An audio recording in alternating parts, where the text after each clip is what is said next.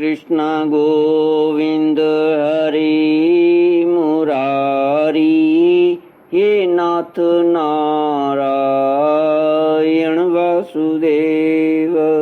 ओम नमो भगवते वासुदेवाय। ओम नमो भगवते वासुदेवाय। सच्चिदानंद रूपाय विश्वोत्पत्त्यादि हेतवे तापत्रय विनाशाय श्री कृष्णाय वयं नमः। सच्चित आनंद स्वरूप परमात्मा जो सृष्टि के उत्पत्ति, पालन और प्रलयकारी हैं तथा जीवों के आध्यात्मिक आदि दैविक आदि भौतिक तापों को नष्ट करने वाले हैं, अर्थात जीवों के मानसिक शारीरिक और भौतिक दुखों को दूर करने वाले हैं, उन श्री कृष्ण भगवान को हम नमस्कार करते हैं। श्री बड़े भारी भंवर में पड़ जाते, कभी तरल तरंगों की चोट से चंचल हो उठते, जब कभी जल जंतु आपस में एक दूसरे पर आक्रमण करते, तब ये अचानक ही उनके शिकार बन जाते। कहीं शोकग्रस्त हो जाते तो कहीं मोहग्रस्त, कभी दुख ही दुख के निमित्त आते तो कभी तनिक सुख भी मिल जाता, कभी भयभीत होते, कभी मर जाते तो कभी तरह तरह के रोग उन्हें सताने लगते। इस तरह मार्कंडेय मुनि विष्णु भगवान की माया के चक्कर में मोहित हो रहे थे। उस प्रलय काल के समुद्र में भटकते भटकते उन्हें सैकड़ों हजारों ही नहीं लाखों करोड़ों वर्ष बीत गए। सौनक जी, मार्कंडेय मुनि इसी प्रकार प्रलय के जल में बहुत समय तक भटकते रहे। एक बार उन्हें पृथ्वी के एक टीले पर एक छोटा सा बरगद का पेड़ उन्होंने पृथ्वी के एक टीले पर एक छोटा सा बरगद का पेड़ देखा। उसमें हरे भरे पत्ते और लाल लाल फल शोभायमान हो रहे थे। बरगद के पेड़ में ईशान कोण पर एक डाल थी, उसमें एक पत्तों का दोना सा बन गया। उसी पर एक बड़ा ही सुंदर नन्हा सा शिशु लेट रहा था। उसके शरीर से ऐसी उज्जवल छटा छिटक रही थी जिससे आसपास का अंधेरा दूर हो रहा था। वह शिशु मरकतमणि के समान सांवला सांवला था। मुख कमल पर सारा सौंदर्य फूटा पड़ता था। गर्दन शंख के समान उतार चढ़ाव वाली थी। छाती चौड़ी थी। तोते की चोंच के समान सुंदर नासिका और भौहें बड़ी मनोहर थी। काली काली घुंघराली अलकें कपोलों पर लटक रही थीं और श्वास लगने से कभी कभी हिल भी जाती थीं। शंख के समान घुमावदार कानों में अनार के लाल लाल फूल शोभायमान हो रहे थे। मूंगे के समान लाल लाल होंठों की कांति से उनकी सुधामयी श्वेत मुस्कान कुछ लालिमा मिश्रित हो गई थी। नेत्रों के कोने कमल के भीतरी भाग के समान तनिक लाल लाल थे। मुस्कान और चितवन बरबस हृदय को पकड़ लेती थी।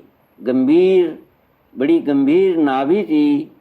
छोटी सी तोंद पीपल के पत्ते के समान जान पड़ती और श्वास लेने के समय उस पर पड़ी हुई बलें तथा नाभि भी हिल जाया करती थी। नन्हे नन्हे हाथों में बड़ी सुंदर सुंदर उंगलियां थी। वह शिशु अपने दोनों कर कमलों से एक चरण कमल को मुख में डालकर चूस रहा था। मार्कंडेय मुनि यह दिव्य दृश्य देखकर अत्यंत विस्मित हो गए। सौनक जी, उस दिव्य शिशु को देखते ही मार्कंडेय मुनि की सारी थकावट जाती रही। आनंद से उनकी हृदय कमल और नेत्र कमल खिल गए, शरीर पुलकित हो गया। बस उस नन्हे से शिशु के इस अद्भुत भाव को देखकर उनके मन में तरह तरह की शंकाएं, यह कौन है इत्यादि आने लगी, और वे उस शिशु से ये बातें पूछने के लिए उनके सामने सरक गए।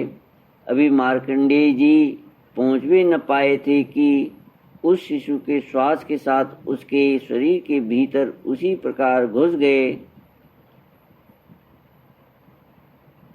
शरीर के भीतर उसी प्रकार घुस गए जैसे कोई मच्छर किसी के पेट में चला जाए। उस शिशु के पेट में जाकर उन्होंने सब की सब वही सृष्टि देखी जैसे प्रलय के समय उन्होंने देखी थी। वह सब विचित्र दृश्य देखकर आश्चर्यचकित हो गए। वे मोहवश कुछ सोच विचार भी न सके। उन्होंने इस शिशु के उदर में आकाश, अंतरिक्ष, ज्योतिर्मंडल, पर्वत, समुद्र, द्वीप, वर्ष, दिशाएं, देवता, दैत्य, वन, देश, नदियां, नगर, खाने, किसानों के गांव, अहेरों की बस्तियां, आश्रम, वर्ण, उनके आचार व्यवहार, पंच महाभूत, भूतों से बने हुए प्राणियों के शरीर तथा पदार्थ, अनेक युग और कल्पों के भेद से युक्त काल आदि सब कुछ देखा। केवल इतना ही नहीं, जिन देशों, वस्तुओं और कालों के द्वारा जगत का व्यवहार संपन्न होता है वह सब कुछ वहाँ विद्यमान था। कहाँ तक कहें, यह संपूर्ण विश्व न होने पर भी वहाँ सत्य के समान प्रतीत होते देखा। हिमालय पर्वत, वही पुष्पभद्रा नदी, उसके तट पर अपना आश्रम और वहाँ रहने वाले ऋषियों को भी मार्कंडेय जी ने प्रत्यक्ष ही देखा। इस प्रकार संपूर्ण विश्व को देखते देखते ही वे उस दिव्य शिशु के श्वास के साथ ही बाहर आ गए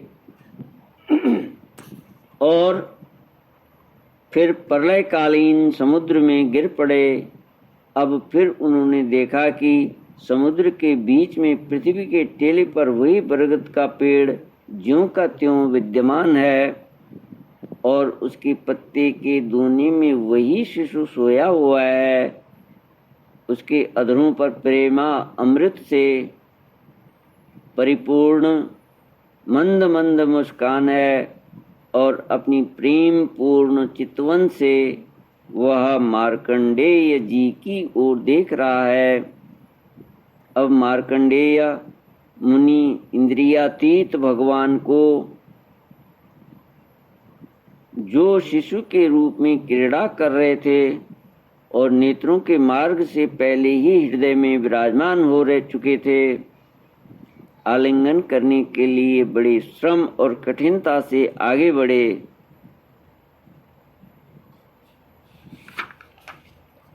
परंतु सौनक जी, भगवान केवल योगियों के ही नहीं, स्वयं योग के भी स्वामी और सबके हृदय में छिपे रहने वाले हैं। अभी मार्कंडेय मुनि उनके पास पहुंच भी न पाए थे कि वे तुरंत अंतर्धान हो गए। ठीक वैसे ही जैसे अभागे और असमर्थ पुरुष के परिश्रम का पता नहीं चलता कि वह फल दिए बिना ही क्या हो गया। सौनक जी, उस शिशु के अंतर्धान होते ही वह बरगद का वृक्ष तथा प्रलयकालीन समुद्र, प्रलयकालीन दृश्य एवं जल भी तत्काल लीन हो गया और मार्कंडेय मुनि ने देखा कि मैं तो पहले के समान ही अपने आश्रम में बैठा हूँ। श्री कृष्णा गोविंद हरे मुरारी, हे नाथ नारायण वासुदेव।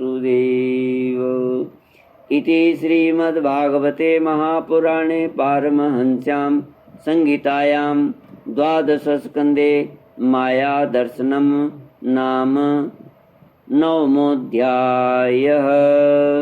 ॐ पूर्णमदः पूर्णमिदं पूर्णात् पूर्णमुदच्यते पूर्णस्य पूर्णमादाय पूर्णमेवावशिष्यते। ॐ शान्ति शान्ति शान्ति। हरि ओम श्री गुरुभ्यो नमः।